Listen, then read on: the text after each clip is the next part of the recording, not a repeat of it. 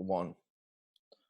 What is up, everyone? Welcome back to the Servo Drafts podcast. Me and Nick talking about live sports, though. We're not drafting, and because we got some real life happenings going on in the sports world, thankfully, right, Nick? Much needed. It was truly like like a warm coat after a walk in a cold winter's night. Well put. Well put. Yeah, so the NFL draft, and there was a reason it had record high ratings because everyone's at home just watching on TV, and that's what we were doing. We have hot takes, takeaways, and we're here to give ours right now because this was a very eventful draft, in my opinion.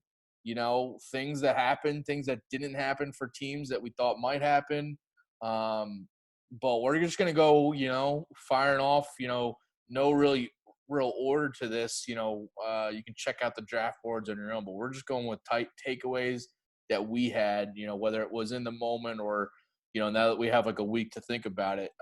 Nick, I'll let you kick it off. What's your first takeaway from this 2020 NFL draft? Yeah, I think you saw the first two picks go as chalk. Like, people, I think, could have easily predicted Joe Burrow and Chase Young going 1 and 2. Yeah.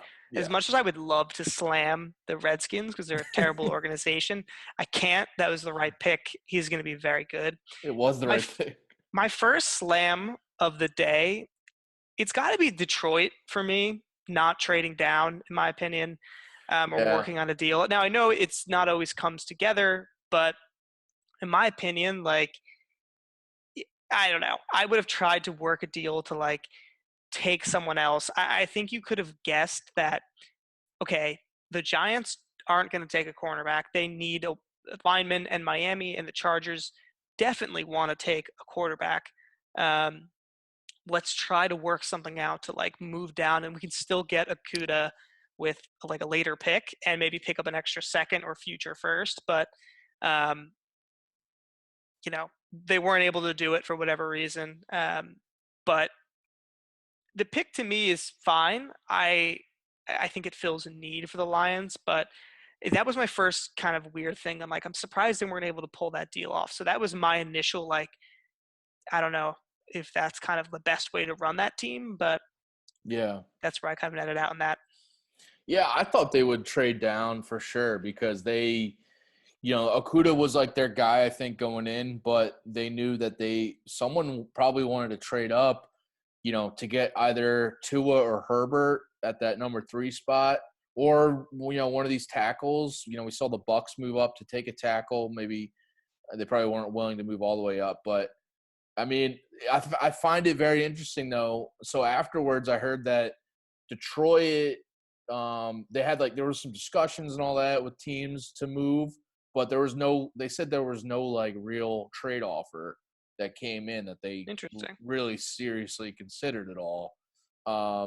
Which I find interesting, but also for them, why aren't you sending out offers to people? Exactly.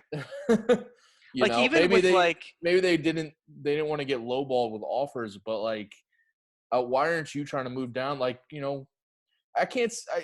There's got to be teams out there that really wanted either Tua or Herbert because they needed a quarterback, and they were looking to move up to number 3. Yeah. For me, I thought this could be a sneaky, although it would have been very unpatriots-like of them to give up a lot of draft capital to move up. But this could have been a spot where the Patriots moved up and took Tua or Justin Herbert. But clearly they value Jarrett Stidham. But I thought that was kind of in play to potentially happen, given the history between those organizations. But I do have I don't know how you felt. I feel like the Vegas Raiders were kind of the weirdest team of this first round. I don't think people thought Henry Ruggs would have been the first receiver off the board. No. So I think that was a little surprising, but it is defensible. I can't slam that pick. Speed is sort of where the NFL is going. They're looking at Tyreek Hill 2 times a year. They're looking at Hollywood Brown. All the winning teams of last year had these burners. So I can't really fault them for trying to pick up a player that can stretch the field, who came from an elite program. So it's fine pick.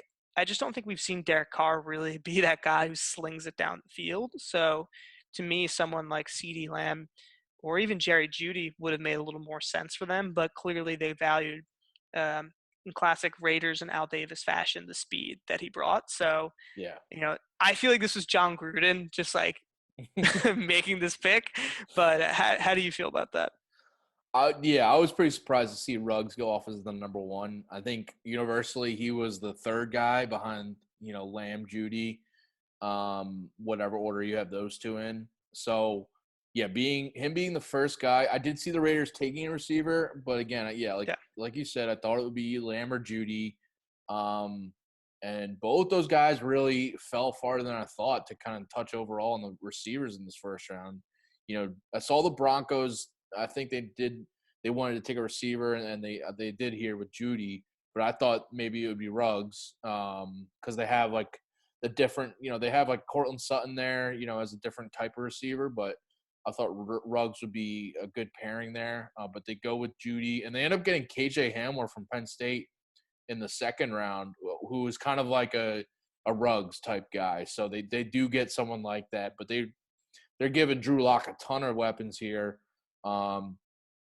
And then, yeah, like CeeDee Lamb, going down to the Cowboys at 17 was very surprising, especially him being the third one off the list, and falling as far as 17, because I think a lot of people thought he might go in the top, 12, whether it was the Raiders, the Jets at 11, the Jags at 9, who knows, or some other team trading up to make sure they could get Lamb, whether it's, the Eagles or, Packers, one of these teams. yeah, But none of that happens. But yeah, like the Raiders, I mean, I don't know what to think about their offense this year. Because yeah. I don't What know is it? how. It's like blah. You know? Yeah, they have Josh Jacobs as like a stud young running back, but I don't know if they're sold on Derek Carr because they bring in Mariota, who's like, obviously he had a bad couple years, but I don't.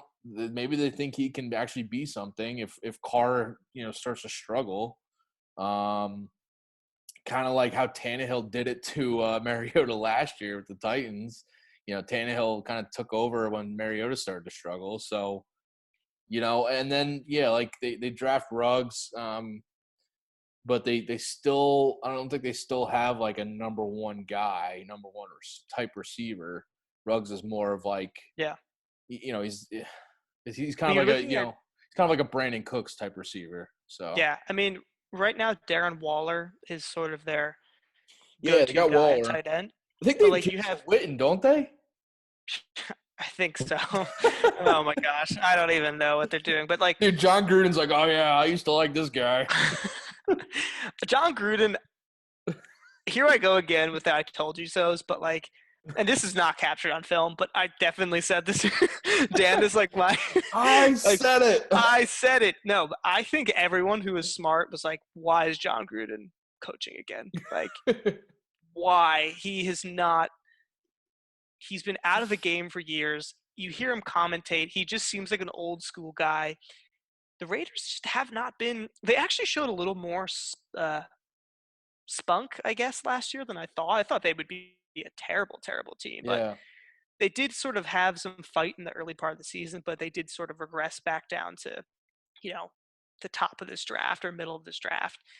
But I look at their offense and it's just the receiving core gets better, but like you still don't have that true like number one where I think like Judy or Lamb probably makes a little more sense and you can get someone speedy in the second round. But you know, I don't know. I feel like that's a position too. Like, why not draft a Tua or, you could package both of your first round picks to go up and get like Tua, who might be way better for the franchise in the long run versus Derek Carr.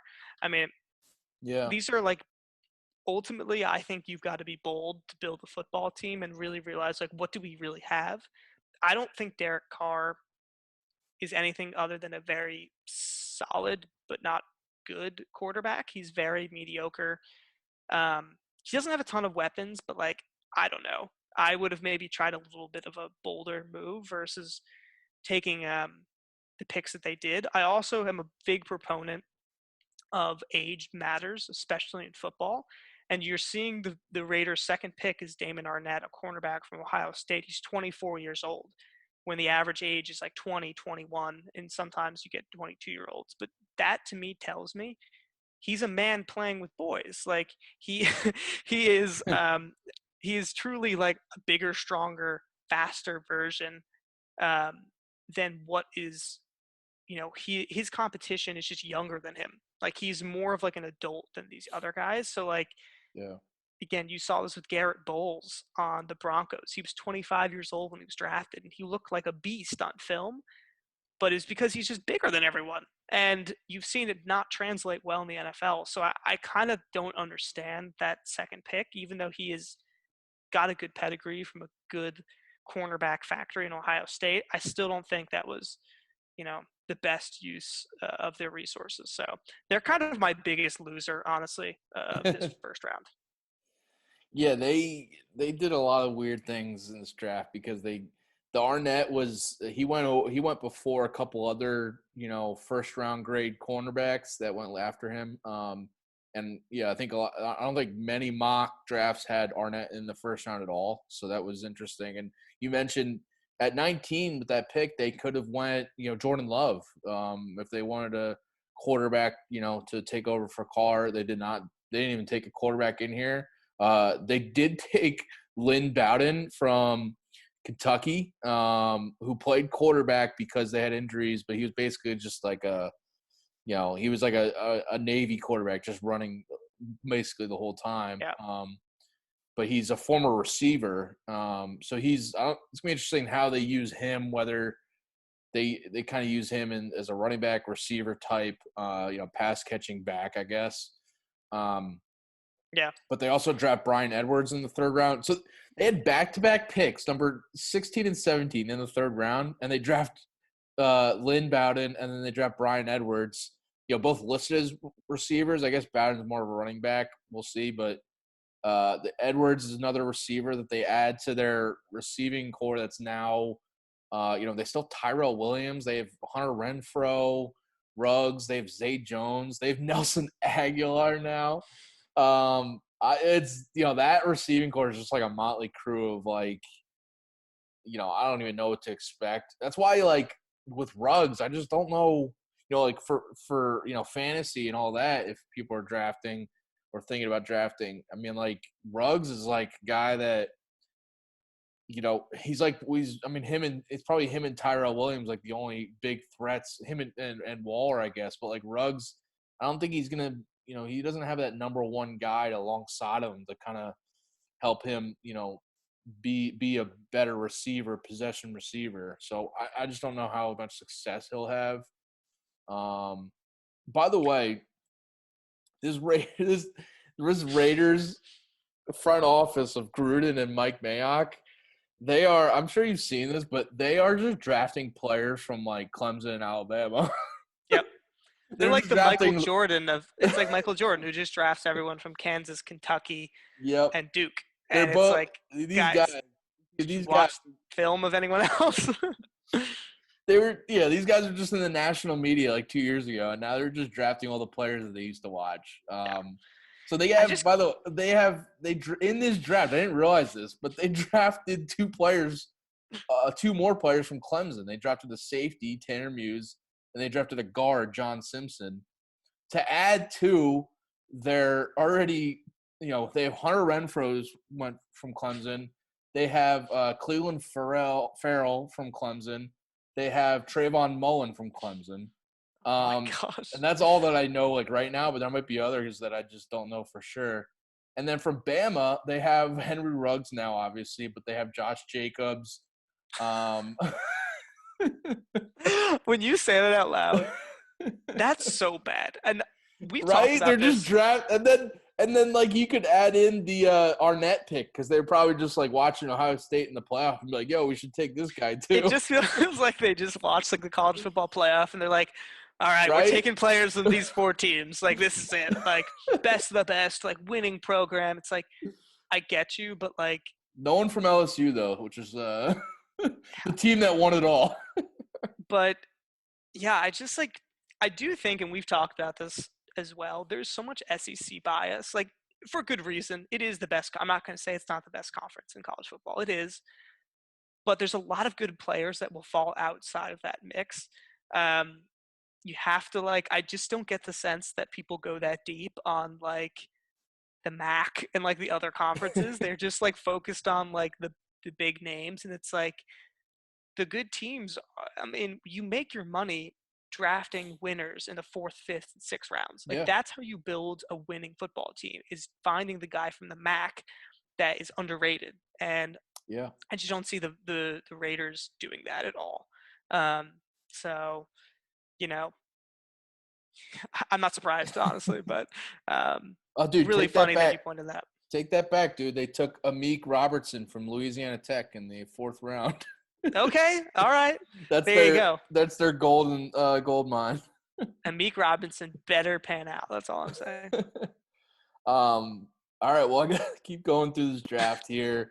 Let's get to Jordan Love in Green Bay. That pick. This is crazy to me. So I mean, the most. I'm sure you've all heard this stat, but the most interesting thing about this pick was that since Aaron Rodgers was drafted in 2005, which is 15 years ago, this is the first time the Packers have drafted a offensive skill player in the first round. So this whole time that the Rodgers got picked, they haven't done it since in the first round to give him any weapons. And now they draft a guy that's going to be his replacement eventually, probably. And they, by the way, they don't draft a first round or don't draft a receiver in this draft.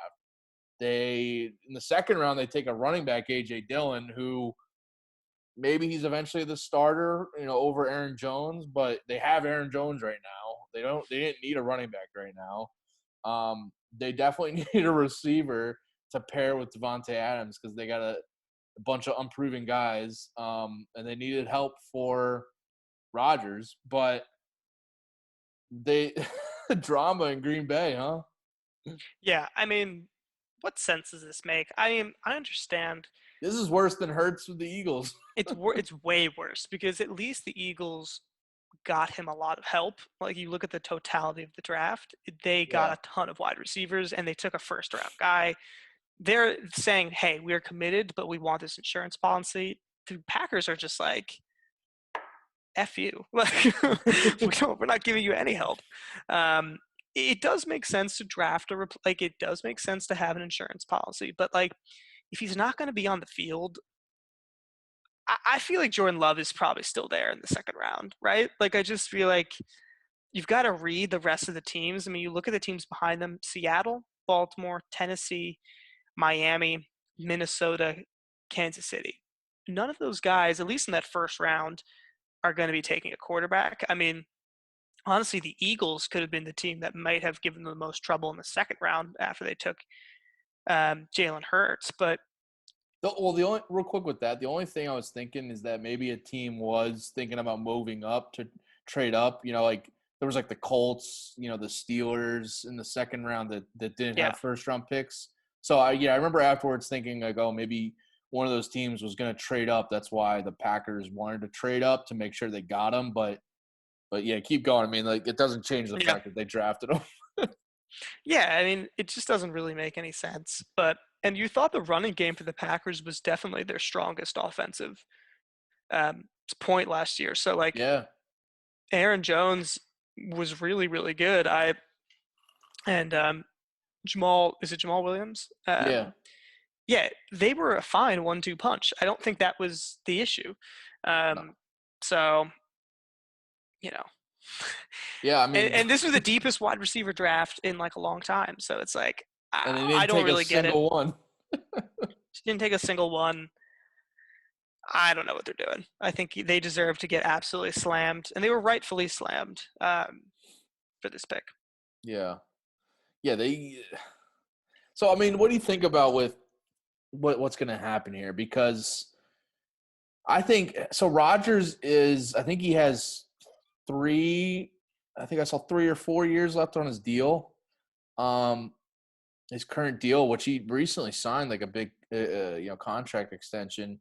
Um, I mean, I think they're definitely banking on the fact that they're gonna have Love sit for maybe 2 years, kind of like what Rodgers did. Um, I just don't know how it's going to go, because like the national media, everything is just going to be as soon as Pro Rogers. yeah, and as soon as Rodgers, and kind of like with the Eagles, drafting Hurts as an insurance policy with with Wentz and Hurts. This is kind of like that for Rodgers, because Rodgers has been getting hurt a lot lately in his recent years. So maybe this is a situation where Love is actually going to play, within the next couple of years, because Rodgers gets hurt and misses a few games. Yeah. And if that happens and Love is good, the talks are going to happen around the national media that Yeah. the Packers should move on from Rodgers. So it's going to be crazy. Here's why I disagree, why it's different than the Eagles' strategy versus the Packers. Because the Eagles have a younger quarterback, and they can spread out a long-term backup that aligns actually really well with Carson Wentz's contract. Like, they're almost like neck and it's like the same thing.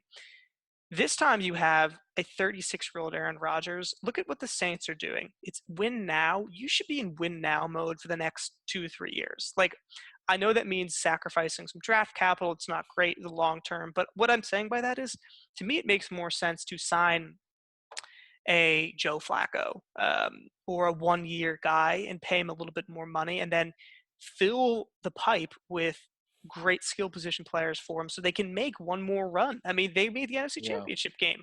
Why can't they get back there? Improve the defense a little bit better on offense, and they still have a chance to make it really far in the NFC playoffs. But now I think you've sort of hamstrung yourself a little bit.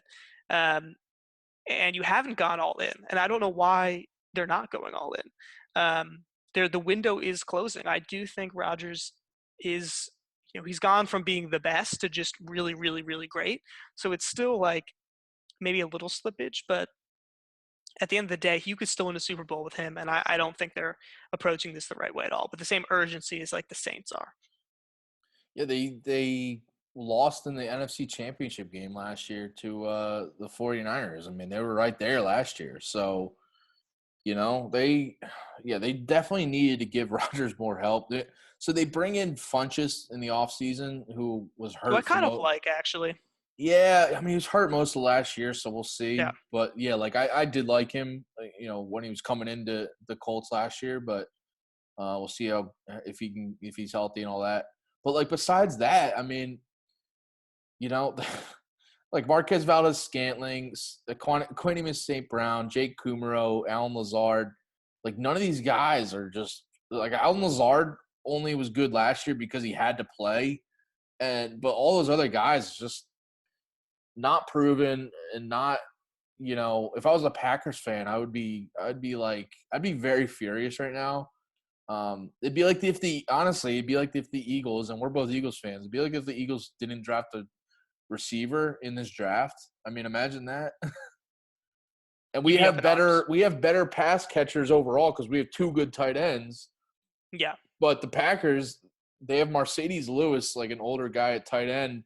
But besides that, I mean, they don't even use the tight end really, so it doesn't even matter.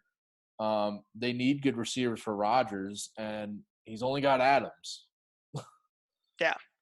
And if Adams gets hurt like he did last year, Yeah. I don't know. You're looking at a very, very tough.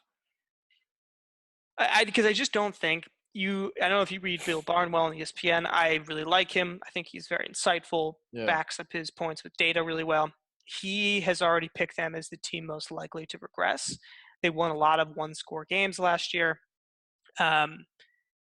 Usually teams can't sustain that year over year. So I think they didn't really get that much better on offense, and they're more likely to regress back to, losing some closer games. So I think you could be looking at a 10-6, 9-7 Packers team this year. And then if you're Aaron Rodgers, that's just tough that they're not going all in for you. So Yeah. yeah, we'll see. And the Vikings are going to be there as well.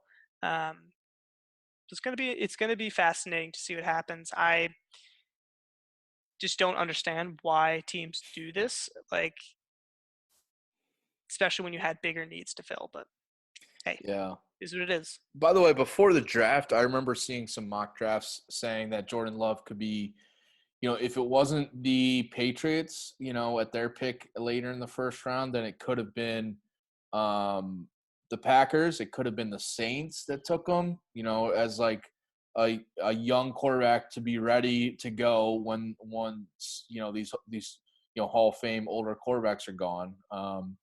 I saw I wasn't totally surprised because I had seen it in some mock drafts, and I was like, oh well, it's a good point. I mean, Rodgers he gets hurt every year, it seems like, so it's probably a good call to But be look, ready.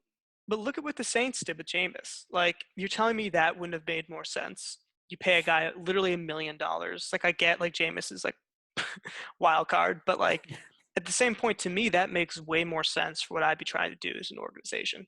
Is like, we have a great quarterback. We just need someone that is like Jameis coming off the bench, like amazing. Like, he's gonna do something. I mean, good or bad, but like he's played in NFL games. To me, that makes way more sense.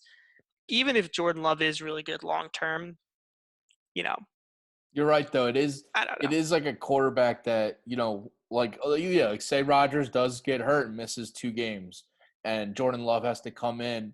You know, you're right. That doesn't mean that he's gonna help the team like win. I mean, No, he's that's a what he's I a mean. rookie quarterback jumping in there. Like, who knows what he's gonna do. Whereas, yeah, you're right. Like the Saints bringing in a seasoned guy in Winston, good or bad, what you're going to have with him. And especially Winston, I mean, he'll probably be better than he was in Tampa Bay just because of the Saints offense, Yeah. and the coaching and all that. So, but yeah, like bringing him in as your backup is a lot better situation than what the Packers might have. Yeah. Um, I'm curious, Dan, who do you think will be the biggest bust of the first round? Whew.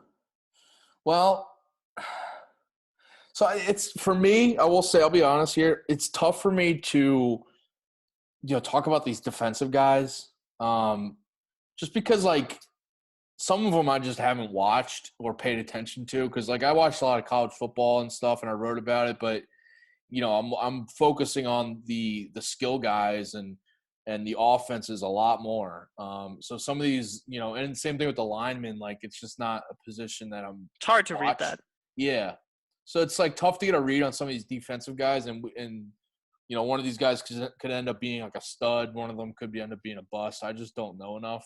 But like for the skill guys, I could talk to that. I mean, Yeah, go for it. the bust like the bust tag, I could see. I mean, I could see either Ruggs. I mean, Mm. just this offense, Raiders. the Raiders' offense, man. This isn't like I'm not trying to like do a hot take here, also, but Joe Burrow is not. Oh, Listen, oh, spicy, he's not like. spicy. I don't think he like is like a stone cold like lock by any means. Um, and Yes. and in a different world where Tua did not get hurt, and he played the whole year, and maybe Alabama doesn't win the title, and maybe LSU still wins, but Alabama went to the playoff or the national championship and lost, but Tua was healthy throughout the whole year. There's a different world where Tua is the number one pick over Burrow, even if Burrow won the Heisman and all that and the national championship, because people thought his talent was better overall and his mental aspect of the game and all that, and just raw ability. So I mean, and like, and then I love we're this looking take. at look. Listen, imagine that. So let's say, I know it's fantasy and all that, but imagine say Tua goes number one to the Bengals, right? which team takes Burrow, which team trades up to get Burrow, and especially because the Redskins at 2, like don't they have Haskins, maybe they take Burrow. That's another. I mean, that's But another thing. just to finish my point though, real quick, it just worries me that Joe Burrow, he couldn't cut it. I mean, maybe it's the wrong way to put it, but he didn't make it at Ohio State when he was there. He had to transfer. His first season at LSU was just, I think it was solid. It wasn't like really good. But then this past year, the reason the LSU offense was so good was because they brought in this guy. I forget his name, but this guy who's Joe Judge. No. He's from the Patriots.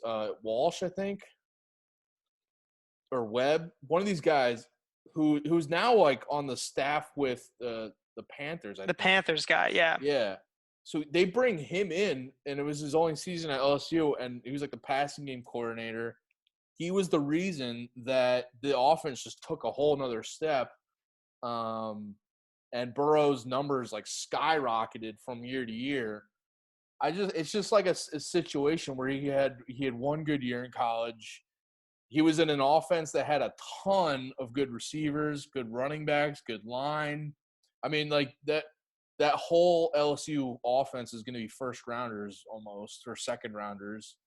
And I just don't know how much of, it was Burrow's talent, outside of like the system that he was in that really benefited him to play the way he did and be as good as he was.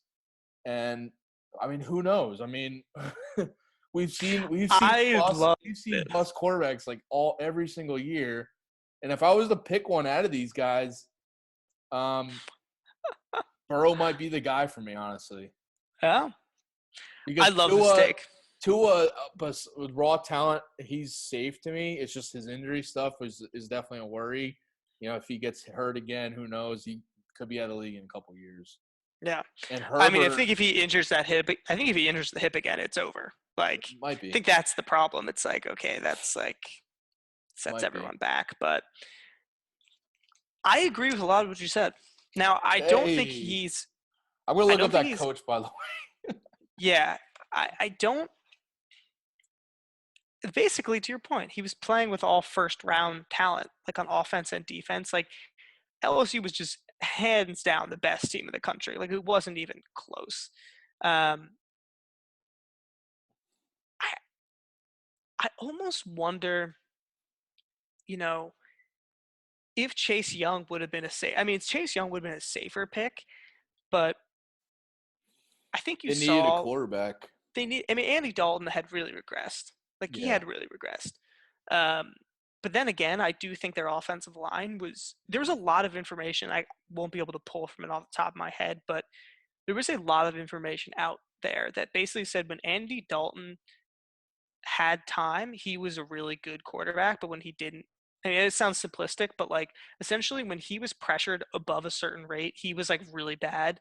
But like when his offensive line was healthy and kept his pressure rate below a certain threshold, he was excelling because he did have 4 years where he was a very above average quarterback. He's only 32. The point I'm trying to make is I think the Bengals offensive line has really deteriorated the last couple of years, which has really led them for Andy Dalton to not be able to perform at any sort of level. So yeah, really good point. I don't think that – I think there was a world in which like Joe Burrow doesn't go number one and like the Bengals say we just need to draft Chase Young and a good offensive lineman and our offense can be right back to where it could be. Yep. That being said, I think you were looking at the narrative made too much sense. Like Joe Burrow going back to Ohio, like being from that area, like relatively around that area. But I think there is some bust potential. I think you're looking at a guy who played in the best system in the country and just could sling it around. I think that's why maybe smart teams passed on CeeDee Lamb a little bit because you're just benefiting from an out-of-worldly system that has been really fruitful for a lot of guys. but you look at the Oklahoma like quarterbacks and receivers, like Kyler had a very good year, Baker had a pretty good year, but like, are they world beaters? Like, I don't know. Yeah. So you're looking at the system, smart teams being like, well, take him out of the system. Where does he fit in? That's, I think, what the Eagles did with Jalen Reagor. Like, his numbers look bad on paper, but like, I think they said he didn't have a good quarterback No. at all. But when he did have a competent quarterback, he was making so many plays. So Yeah. it is going to be interesting. I think that's a very hot take, but I think it's a really good one. Yeah, I mean, to touch on that, like by the way, his name's Joe Brady. Joe Brady. I said He Joe was Judge, yeah. Joe Judge. Yeah. He was offensive assistant with the Saints for 2 years, and then went to the LSU, was their passing game coordinator, and then is now the offensive coordinator with the Panthers. What What a a career! rise. Yeah, what a Oh rise. my Probably gosh. be an NFL head coach at some point. But yeah, the whole college system thing is really, really important to me, I think, because yeah, like CD Lamb, and we've seen some of these Big 12 receivers just not prove themselves in the NFL because the offenses, or just the way football is in the Big 12, there's not a ton of defense being played. There's these, 60 to 50 games, and there's just a ton of scoring back and forth where, receivers, running backs, quarterbacks in these systems are going to have padded stats. Yep. And a lot of people, that's why I think a lot of people had Lamb ahead of Judy and Ruggs for that matter, this season, because his stats were so impressive. His tape looked amazing because he's playing in an up tempo, fast paced offense. Whereas Judy at Bama's got they got a dominant run game usually. So, Yep. but also good through the air. But yeah, like his Lamb stats were padded. But yeah, it's just one of those guys that, I mean, and you mentioned Rieger. I mean, listen, I watched a lot of Rieger last year, and knowing how good he was, but also knowing TCU was bad, and they were one of those teams in the Big 12 that had a terrible defense and did not have a good enough offense to stay with teams. So they were just playing, they were playing from behind a lot, and their quarterback play was terrible. I think Rieger had like 3 or 4 different quarterbacks during his college career. And a lot of them just weren't, proven passers. They're not in the NFL now, like with Lamb, or, Justin Jefferson now has Burrow in the league, but like, the Bama receivers. So yeah, he's just a different class, but his talent was, I think, more evident when you consider like how bad his numbers were, but then you watch the tape and you're like, wow, this guy's really good. Yep. Right. Yeah, I totally agree. Is there any other or players, not busts, but maybe players that you thought, wow, I'm surprised that this team was able, like maybe a good value pick? I think that would be more interesting to talk about. Good value. Well, so the Cowboys getting CeeDee Lamb was, I mean, they don't need him. They didn't need him. But Jerry Jones was just a little too greedy and wanted to get him if he was there. So they probably could have used an edge rusher or a cornerback, but they go with CeeDee Lamb. So that's a great value for him because I thought he would go a lot earlier. I think these, the Buccaneers, man, what an off season they are having right now. So they get, this guy Tristan Wirfs from Iowa was, by some people, thought he was going to be the best tackle in this draft, the first tackle, I guess, off the board. And the Giants, people thought the Giants would take him at number 4, but they go with Andrew Thomas from Georgia, and Wirfs ends up being the 4th offensive tackle off the board and falls all the way down to 13. And the 49ers trade down, switch picks with the Bucks, 1 pick, and the Bucks move up to make sure that they get Wirfs, because the 49ers were also probably in the market for a tackle with Joe Staley retiring. So the Bucks make sure that they get him, and then And so that obviously is a real boost to their offensive line because they needed help there, and they also need to make sure Brady's protected. Um, obviously with his old age and all that, but the Bucks also just they get Keyshawn Vaughn, who's going to be, if people don't out there don't know this name, he's going to be like one of those running backs in fantasy football that you want to draft like a little later, but like make sure you get him because he's probably going to overtake Ronald Jones to be the starter, and he's like he's a dual threat, pass catching back, solid running back. He was at Vandy. Played in a really tough SEC on a bad Vandy team, but was still really good in college. But he is a guy that is going to probably be like the James White of this Brady offense, I would think. Who's probably he's a better running back overall than White was, better runner, but also a solid pass catcher too. And they're going to have, I think Vaughn's going to be the guy, and they get him as a value pick, I think, in this draft. Definitely not in the first round. I'm not sure what round. I think it was the third or fourth round, but was a great pick for them. But yeah, that worst pick in the first round was huge for them too. I mean, just making sure. I'm just surprised Worst fell that far for them to allow to trade up for him. Yep. I think that's when teams really win drafts, that's when they really win, right? It's when players that should be like a top 10 pick or 5 pick fall to you in the mid round. Like CeeDee Lamb going to 17, like, yeah, you had to like take him. I just am so shocked the Raiders didn't take him. I really am.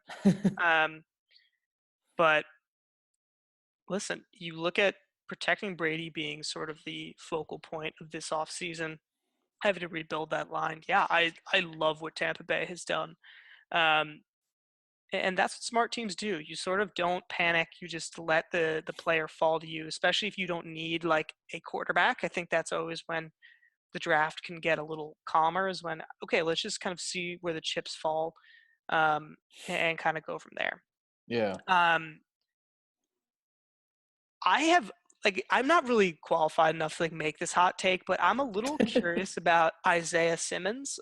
Not as like a bust, but like I don't really know that much about him. I did not watch like a ton of college football last year. He's a beast. He's a beast. And so everyone is enamored with him. I'm just a little worried about the Cardinals have had a very bad track record of developing their first round defensive talent the last couple of years, whether that be Hassan Reddick, whether that be Robert Mdijke or whatever. I can't say his last name. Oh, yeah. But Reddick was sort of, again, that hybrid linebacker D end. I know like Simmons is supposed to be the same sort of thing. I just am very curious like on how he's going to fit in with a very bad Cardinals defense. Maybe he's the foundational building block, but I'm just like a little wary about the Cardinals' ability to like develop that kind of player. Not saying talent level that they shouldn't have taken him, but it's more of an indictment, I guess, on the Cardinals than it is the player. But I think that's going to be really interesting to see how he sort of fits in there, because I think these hybrid guys are always like, they can be really versatile and good, but also like, you do really want to know your position in the NFL, I feel like. Yeah, I mean, it's a good point, because I heard that before and during the draft broadcast, I think when some experts and analysts were saying that the fact that Simmons doesn't have a sure position could hurt him. Some said that it could hurt him in draft. Where he was going in the draft, like which he might fall a little bit because some teams were just a little worried about like I don't know where I'm going to play this guy, so like I don't know for sure where he wants to play, and it would hurt his value, and he ends up going number 8. I saw some mock drafts had him going lower than that. Some had him higher because of his pure talent.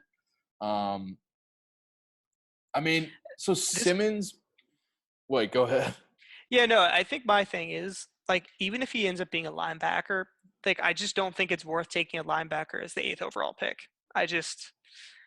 Unless you hit like on a Ray Lewis or Luke Kuechly, like, and those guys are like once every 10-year type players, like, it's very rare that I feel like it makes sense to do something like that. That's my only thing. I'm not saying really him as a player is bad, but I think unless you're sure like this guy's a tackling machine and he is going to be a dominant linebacker, like, it's worth taking. So that's just my 2 Yeah, cents.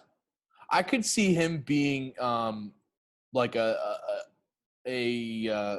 different type of honestly kind of like Malcolm Jenkins was with the Eagles. Yeah. He's gonna be playing up near the line of scrimmage, being a run stuffer, but I think he's probably gonna play like strong safety.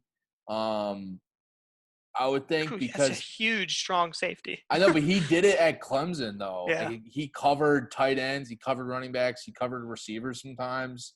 And obviously, Yeah.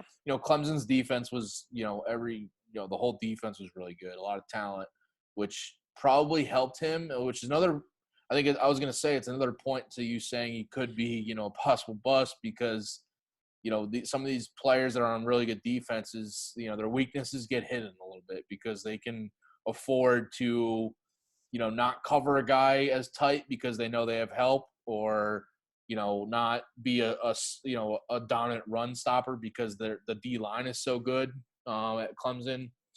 And Simmons, I mean, he did do everything. His highlights are crazy. And if you watched, the playoffs, the college football playoffs, you saw him making plays.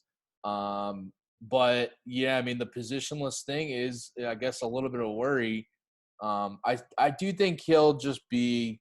I think the Cardinals, though, that their defense was so bad last year that they needed they just needed someone. And That's I true. think, yeah, and I think, looking at this draft, I think they probably were upset that Derek Brown got picked ahead of them, the D tackle from Yeah. Auburn.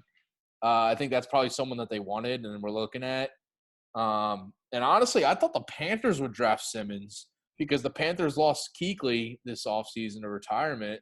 They kind of needed like a do everything linebacker, which Simmons is kind of like that.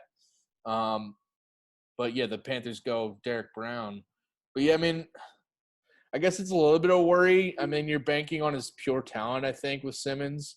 But yeah, I think I could see him just being like I guess like a bigger bodied and more linebacker heavy Malcolm Jenkins type Yeah. defensive guy. Yeah. I'm just in the camp of linebackers are just not that valuable in the modern day NFL. Because you're going to have your Yeah. safeties cover a lot of tight ends. You're going to have corners cover tight ends. Well, especially if people are saying like I am right now, like saying Simmons could be a safety. I mean, taking safeties that early in drafts is high. Yes, exactly. That's all. I mean, I think, he can be an elite player, but we'll see. You have to sort of think, what is the best way to impact my defense? And like, maybe they do think it's him in terms of like just being all over the field, but those positionless guys, like look at Mark Barron, like very long career, but like he doesn't really pop out as like, wow, he's really like a huge playmaker, but it certainly helps the player's career extend. But yeah, By the way, Mark Barron played for a really good Alabama defense, that's right. He did. where his I think, weaknesses were probably covered a little bit. yeah. I mean, he's been a very good, fine safety. I think he's been sort of up and down, but then he can play linebacker as well. So um, it's interesting. Yeah, but he's not. Yeah, But to your point, he's not like an all pro. Exactly. At this point. Yeah. Just final thing I wanted to we got to touch on is Clyde Edwards-Helaire going to the Chiefs at the 32nd pick in the first round. I find it really interesting. The Chiefs saying afterwards, I think Andy Reid said this. I think their GM said this, that they talked to Mahomes before and during the draft and said, who do you want? Like this guy, all these guys are still available. Who do you want? And he said Edwards-Helaire. That and is they crazy. drafted him for him, not caring that they have Damian Williams still, which I guess whatever. They're not too tied to him, but like, he got the job done last year for them. But Edwards-Helaire is just like a different type of back where he's going to be a really good pass catcher in this offense. Andy Reid has said, I saw a quote that he said he's going to be better than Brian Westbrook. But Jeez, that's high, we'll high see about comparison. that. I know, and if they're using him like that in this offense, like in the screen game and stuff, I mean, this offense can be insane next year. Yeah, that's so funny. I didn't know that story. They literally like, who do you want us to draft, Patrick? Yeah, and Please I sign an think extension with us. um, yeah, I think they asked him before the draft. Obviously, like who would you want? Maybe receivers, running backs, whatever, or line help. And then I think as their pick got down, and then when they're on the clock, they were like, all right, like who should we take? Who would you want? yeah, And I'm he said he surprised they wanted didn't this guy. go. I'm surprised the Chiefs didn't go corner. It's a little surprising, but listen, the rich Yeah, get richer. That's they going to do. be an absolutely amazing offense. Brian Wester comparison maybe a little too preemptive, but you know, it's the best place I feel like you can be as a running back who catches the ball. I mean, they're going to be really hard to stop, and as long as the defense holds up, you got to think the Chiefs will be back in the mix for the Super Bowl next year. Yeah, You think like Chiefs Saints, probably going to battle it out. I mean, the NFC is just a lot harder though. I think this year, especially in the Saints' own division. But I think I think you're seeing a trend. Like the good teams have drafted solidly. Now, maybe their first round picks, like I think the joke is the Seattle Seahawks first round picks like never pan out, but they always get something like DK Metcalf in the second last year, and they always are finding someone to keep things going. Which will be really interesting to see how like Green Bay does this year, which I do think they will regress. But you've got to think like the Chiefs are better. I feel like Baltimore had a really good draft too. Like they definitely are better. dude, Um, they're set up because they took J.K. Dobbins. They already have Ingram and Gus Edwards and Justice Hill in their backfield, but they're ready for the future. Run heavy offense with Dobbins and Lamar Jackson. yeah, and I think like having Dobbins, Mark Ingram, like sort of like they're definitely like Gus Edwards is good and they're fine, but like you just have like elite guys now, like to kind of pan out this rushing attack. So yeah, Yeah, and then taking Patrick Queen too in the middle, like you did see them get gashed by Derrick Henry stopping the run. So if they view that as something that they need to kind of shore up, then they're going to be fine. You can't expect the Ravens to be as good as they were last year, especially because I think the Steelers will prove to be a little bit stiffer of a test in that division. Um, but I mean, listen, the Browns are still going to brown, and we'll see. But I like what the Baltimore Ravens did. I like what the Chiefs did as well. Tampa Bay was a winner in my mind. I'm glad the Jets and the Browns. I'm not gonna say they really won the draft, but like I like they took offensive linemen. Like that was so glaringly obvious. Like you needed to protect Darnold and Baker, and I felt like the Browns were gonna take like some skill guy, but they made the right choice. Um, yeah. I feel like Denver too. Really good draft. Like very much stocked up on offensive talent for Drew Lock, and then now you hope Vic Fangio can just piece together the defense to make something work. And that's going to be a really interesting team if Drew Lock takes a step forward. Yeah, the Broncos definitely got him some help there. I mean, he already had Cortland Sutton, but yeah, like the KJ Hamler, the Jerry Judy were pretty notable picks to me. I mean, they like Hamler. I was a guy I thought the Eagles might look at in the second round. He's being a Penn State guy, and if they were looking at a different position in the first round, or even just taking back-to-back receivers. So, but yeah, they definitely get better, and they're trying to build around John Elway's trying to build around Drew Lock, obviously. So Yeah. But yeah. Yeah, All right. I think it's going to be a fun off season. Hopefully, Yeah. football training camp can at least start on time this year. Right now, if you had to give me your Super Bowl matchup based on the draft, who's it going to be? I mean, you got to stick with the Chiefs. The Chiefs are not going to lose, I don't think. I'm going Chiefs Saints. I mean, the Saints are really good. Yeah. And they've been there the last few years. They've been right there. And that they just can never get it done. I think like Breeze, I'd honestly love to see Breeze win one more Super Bowl before his career's done, and maybe this is the year. But they have, and we, Malcolm Jenkins going there on their defense definitely helps because their secondary was struggling at times, so they get a little better there, but their offense is going to be just super powered again. So Yeah. yeah, The Saints. I don't want to say I feel bad for them because they've been very lucky the last, you know, 10, 15 years. I mean, they've had Drew Brees just kind of yeah, running the show for them. So I don't like feel bad for them, but like the last couple of years have been just heartbreaking. I mean, just even to lose to Minnesota, they yeah. kind of came out with the whimper. It was just so shocking. You just really thought there was no way the Vikings were going to win that game. Um, but Well, then the year after when they lost to the Rams on that PI. yeah, I mean, you have two like notable playoff like mishaps, like the PI call and then miracle. Um, the touchdown to Stephon Diggs. So And this year, I mean, this past year, they probably would have been a lot higher seed if Breeze was healthy. Or actually, I mean, Bridgewater they just won games with Bridgewater anyway, so maybe that doesn't even yeah, matter. Bridgewater went 5-0. Yeah, So never mind. it actually didn't even matter that much. I mean, you would think you point to the game they lost in Atlanta. I remember this because I had them in my survivor pool.